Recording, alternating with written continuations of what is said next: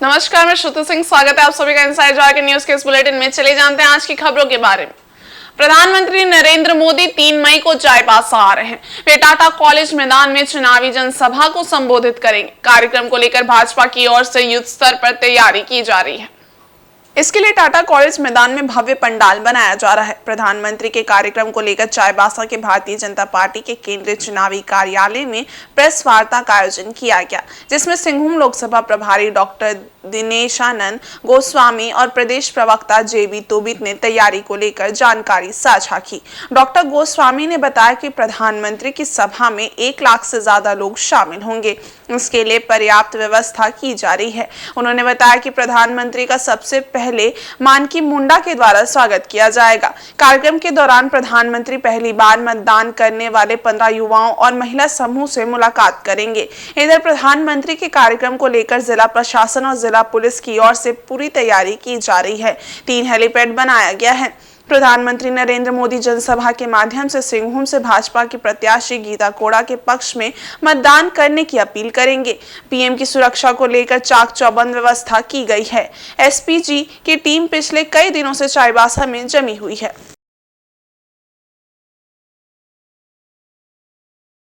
तो ये चाईबासा में एक पहली बार सभा में ऐसा हो रहा है कि हम लोगों ने निर्धारित किया है, पार्टी ने, कि समाज की आधी आबादी हमारी बहनों का है, माताओं का है। तो चाईबासा की सभा का संचालन पार्टी की एक महिला नेत्री से हम लोग करवाने वाले हैं। मीडिया के सभी मित्र कल देखेंगे, कल कवरेज के साथ साथ आप आंकलन करेंगे। लेकिन जो हम पिछले 7 दिनों से जो इस कार्यक्रम की चर्चा कर रहे हैं, जो गाँव में उत्साह और उत्सुकता का माहौल है, उसमें लगता है कि भारतीय जनता पार्टी के पक्ष में एक आंधी चल रही है।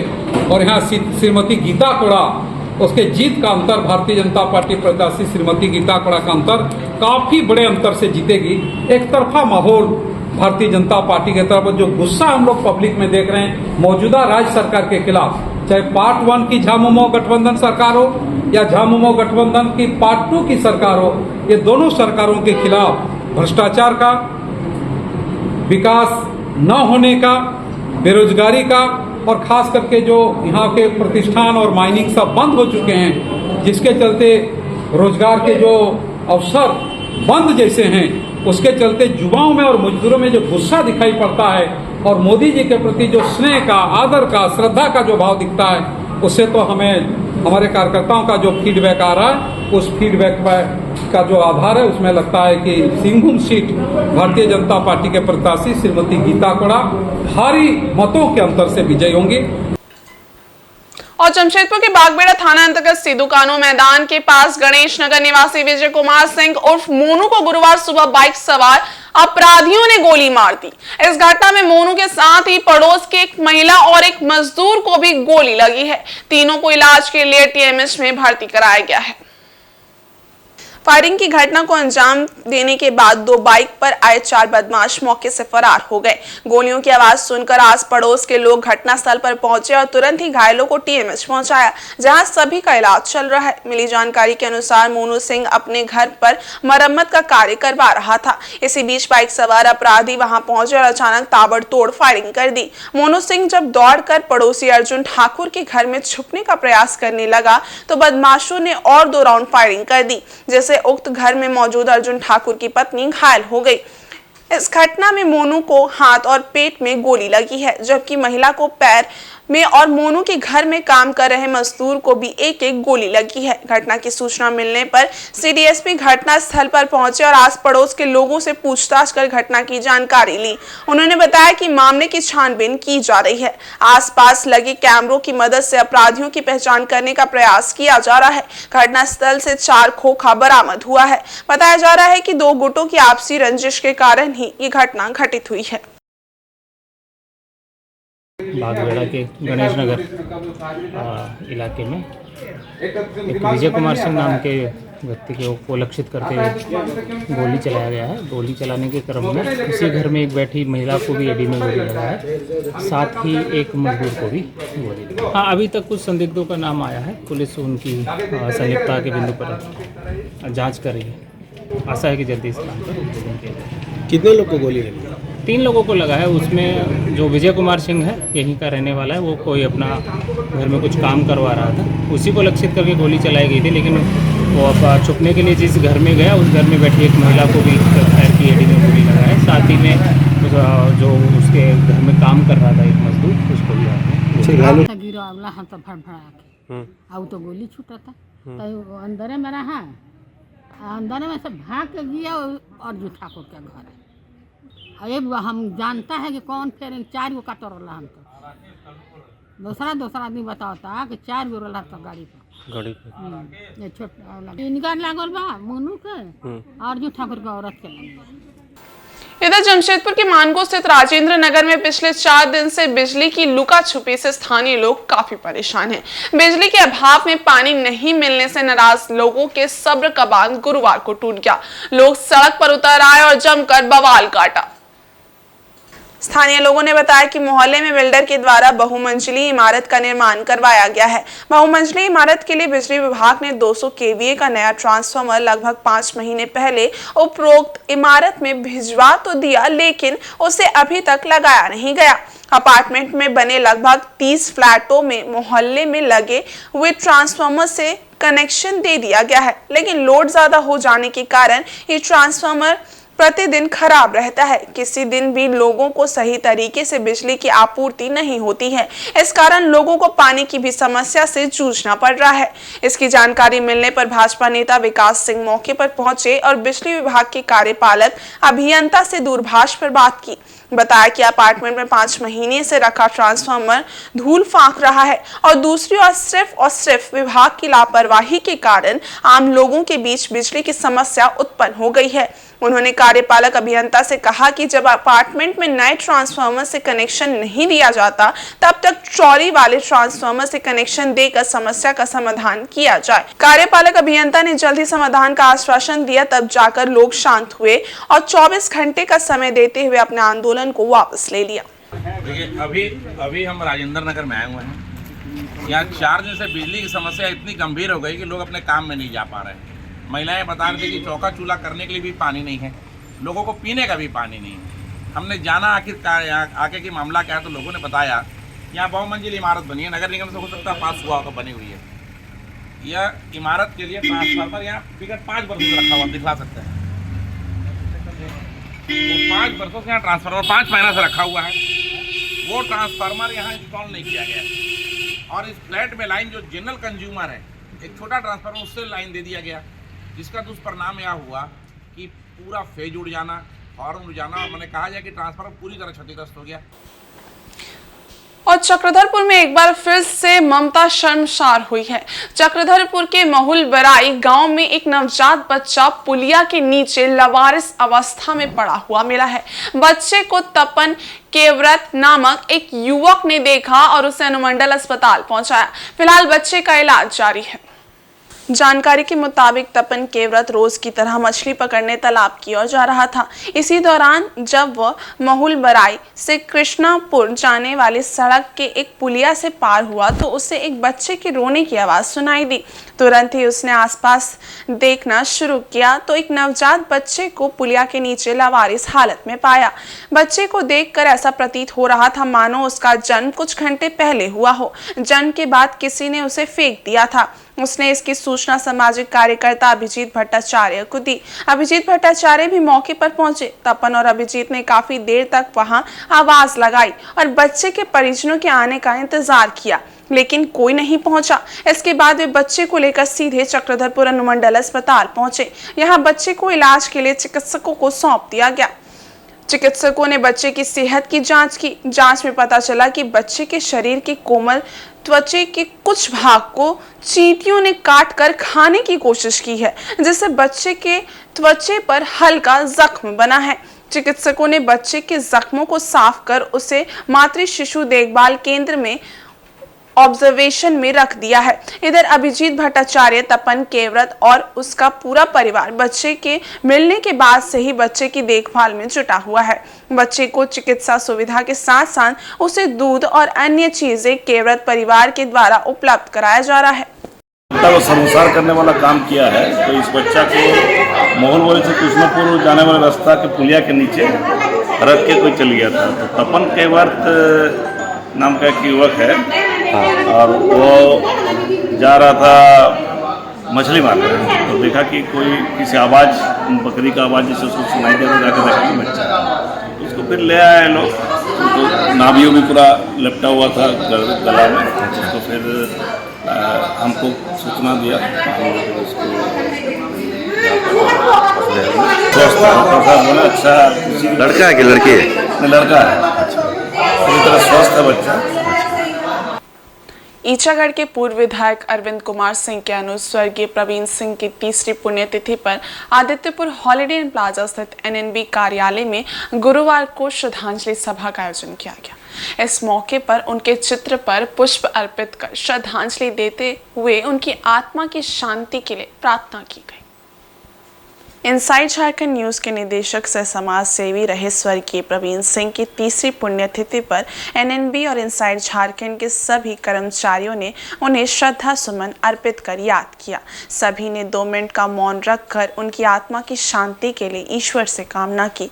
सभी ने उनके द्वारा समाज सेवा के क्षेत्रों में किए गए उल्लेखनीय कार्यों को आगे भी जारी रखने की बात कही। इस दौरान स्वर्गीय प्रवीण सिंह के अधूरे सामाजिक कार्यों को पूरा करने का संकल्प भी लिया गया। मालूम हो कि स्वर्गीय प्रवीण सिंह की स्मृति में उनकी प्रथम पुण्यतिथि पर जरूरतमंदों के लिए निःशुल्क एम्बुलेंस सेवा और पानी टैंकर की सुविधा शुरू की गई थी। ये सेवा अब तक निरंतर जारी है। वहीं प्रवीण सिंह स्मृति सेवा संस्था की ओर से उनकी याद में अंतर्राष्ट्रीय मित्रता दिवस पर रक्तदान शिविर का आयोजन किया जाता है। बता दें कि प्रवीण सिंह जनता के हर सुख दुख में साथ खड़े रहते थे। उनके समाज के प्रति समर्पण और त्याग की भावना के कारण उन्हें आज भी याद किया जाता है। वो मानव धर्म को सर्वोपरि रखकर कार्य करते थे।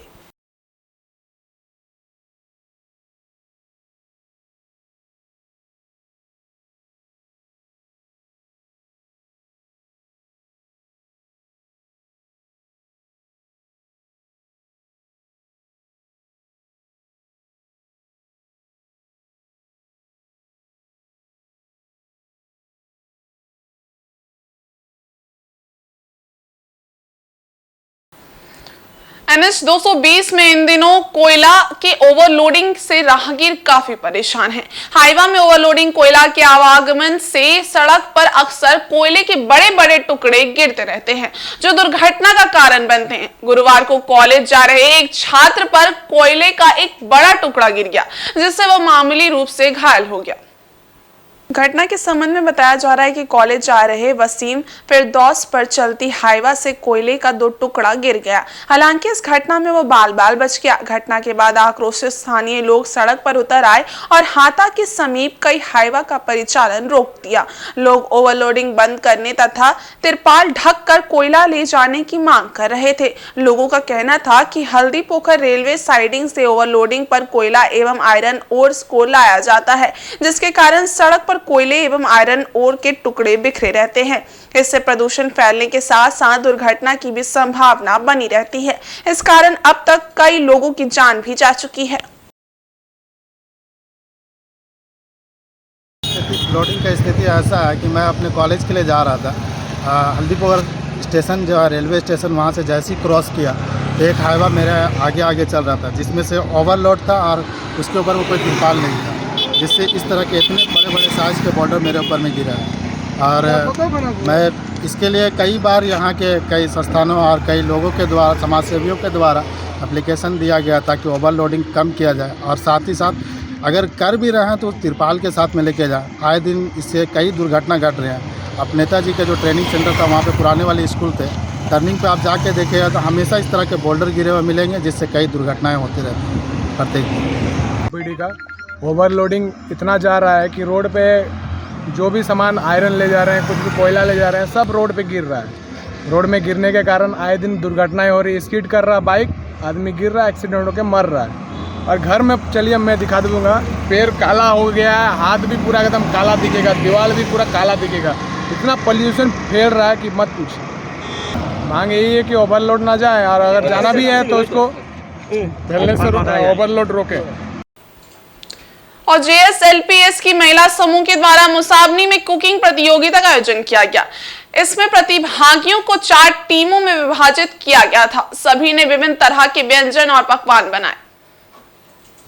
प्रतियोगिता में पहला स्थान CLF के पदाधिकारियों की टीम, दूसरा स्थान JRP एवं BRP लाइवलीहुड की टीम, तीसरा स्थान बैंक सखियों की टीम और चौथा स्थान CRP EP की टीम ने प्राप्त किया। सभी विजेता टीमों को प्रखंड विकास पदाधिकारी पुष्कर सिंह मुंडा ने पुरस्कृत किया। प्रखंड विकास पदाधिकारी ने प्रतिभागियों को जागरूक करते हुए कहा कि लोकसभा चुनाव के लिए जिले में 25 मई को मतदान होना है। आप सभी सुबह 7 बजे से शाम 5 बजे तक अपने अपने घरों से निकलकर अपने मतदान केंद्रों में जाएं और अवश्य अपने मताधिकार का उपयोग करें। कार्यक्रम का संचालन प्रखंड कार्यक्रम प्रबंधक प्रकाश हेसा ने किया।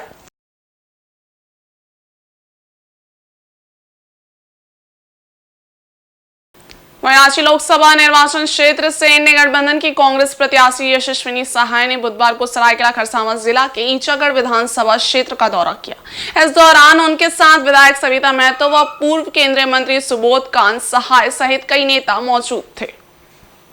यशस्विनी सहाय ने चांडिल, चौका, निमडी आदि क्षेत्र का तूफानी दौरा किया। वहीं झामुमो केंद्रीय महासचिव सुप्रियो भट्टाचार्य की उपस्थिति में चांडिल में चुनावी कार्यालय का उद्घाटन भी किया। चुनावी दौरा में झामुमो कांग्रेस, राजद व गठबंधन के नेताओं ने संयुक्त रूप से ग्रामीणों को संबोधित करते हुए केंद्र की भाजपा सरकार पर जमकर भड़ास निकाली। विधायक सविता महतो ने कहा कि पूर्व केंद्रीय मंत्री सुबोध कांत सहाय क्षेत्र में जिस तरह से सक्रिय रहकर क्षेत्र के विकास का कार्य करते आए हैं, वैसे ही उनकी बेटी यशस्विनी सहाय भी लोगों की हर समस्या को सुलझाने के साथ साथ क्षेत्र का विकास करेंगी। वहीं यशस्विनी सहाय ने कहा कि युवाओं को आगे आने की जरूरत है। भाजपा ने जो वादे किए थे उनमें से एक भी वादा पूरा नहीं किया। उन्होंने कहा कि ईचागढ़ क्षेत्र में लॉ कॉलेज व शिक्षा को बढ़ावा देने के लिए उनके द्वारा पहल की जाएगी।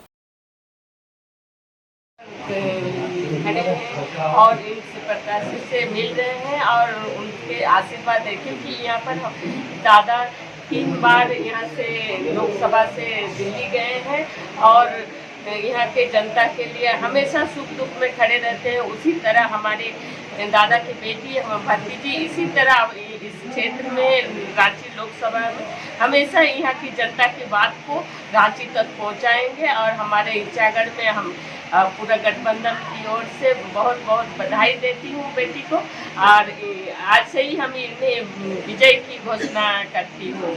ये हमारे ईचागढ़ से सबसे ज़्यादा वोटों से इस लोकसभा से आएंगे और दिल्ली तक पहुँचेंगे। देखिए, लोगों के बहुत सारे मुद्दे हैं और बेरोजगारी सबसे बड़ा मुद्दा है जो युवाओं के लिए है और महिलाएं भी काफ़ी त्रस्त है अगर मैं कहूँ तो, क्योंकि आप देख सकते हैं कि महिलाओं का भी जो बजट है, जो घर चलाने का जो बजट है वो भी काफ़ी बिगड़ गया है क्योंकि महंगाई बढ़ती जा रही है।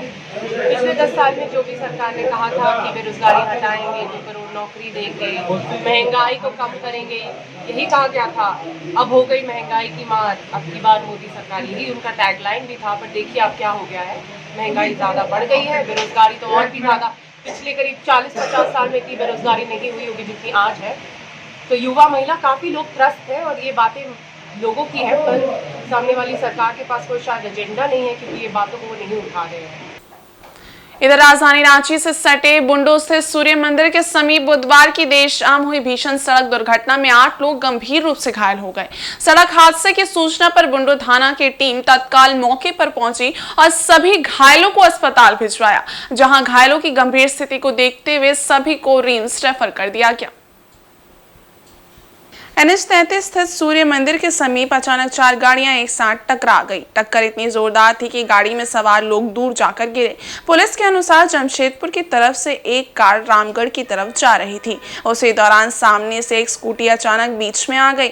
उसे बचाने के क्रम में कार डिवाइडर से जा टकराई। वहीं एक ट्रक कार को बचाने के क्रम में दूसरे लेन पर चला गया और उस लेन पर चलने वाली 2 गाड़ियों से टकरा गया। इस दुर्घटना में कार सवार महिला समेत 5 लोग सवार घायल हो गए, जबकि स्कूटी में सवार एक युवती को भी गंभीर चोट आई।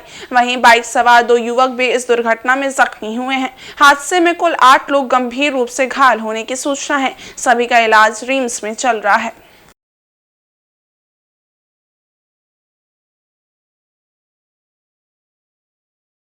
जान रहे हैं। और उसके बाद जो है एक लड़की है वो ज़्यादा सीरियस है। एक परिवार इस कार में जा रहा था, वो दोनों सीरियस है। दोनों को अभी जो है यहाँ लेकर के गया है। एक स्कूटी एक मोटरसाइकिल है, एक कार है और साथ में ये ट्रक है। अब कौन कैसे लड़ा नहीं बता सकते हैं। हताहत अभी कोई नहीं हुआ है लेकिन सीरियस है। घायल अभी हैं 2, 3, 4 लोग घायल हैं। 4 लोग सबको यहाँ अनुमंडल अस्पताल ले जाया गया है और उसके बाद सबको रिम्स से रेफर किया जाएगा। और इस बुलेटिन में बस इतना ही। ब्रेक के उस पार कुछ और खास खबरें, तब तक के लिए देखते रहे इनसाइड झारखंड न्यूज। धन्यवाद।